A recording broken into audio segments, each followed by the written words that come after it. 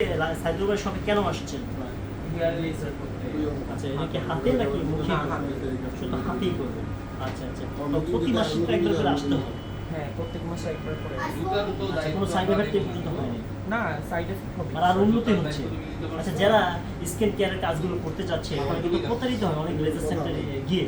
তো অনেকে অনেক জায়গায় এটা হচ্ছে কি মানে একটু জাস্টিফাইড করা দরকার, একটু ফেসবুকে বা অনলাইন একটু দেখা দরকার, কারণ সব জায়গায় হচ্ছে অনেক ফেক জিনিসপত্র দিয়ে ভরে গেছে। তো আপনি মেশিনগুলো কোন জায়গায় কোন মেশিনে কাজ করে সবাই কিন্তু এই জিনিসগুলো বলে না, মেশিনের কথাটা। আচ্ছা আচ্ছা আচ্ছা। তো যেরকম হেয়ার লেজারের মধ্যে অনেক রকম মেশিন থাকে, তো এইটা সবাই বলতে চায় না। তো দেখা যায় অনেক মেশিন আছে যেগুলো খুবই কম দাম, খুবই চিপ, কিন্তু ওগুলো দিয়ে কোনো কিছু কাজ হয় না, কিন্তু অনেক টাকা দেখা যায় মানুষ নিয়ে নেয় এটা বলে আর কি যে কাজ হবে, এগুলো করে টাকা অনেক খাটাই হচ্ছে, তাই না? কিন্তু কাজ হচ্ছে না দিন শেষে। তো আপনি যেখানে কাজ করেন অবশ্যই মেশিন সম্পর্কে একটা ধারণা থাকতে হবে। তো ওই ধারণাটা যে আপনাকে মেশিন সম্বন্ধে পুরো ধারণাটা দিতে পারে, আপনি তার কাছে কাজটা করাবেন। ওকে ওকে, কাটো আমার একটা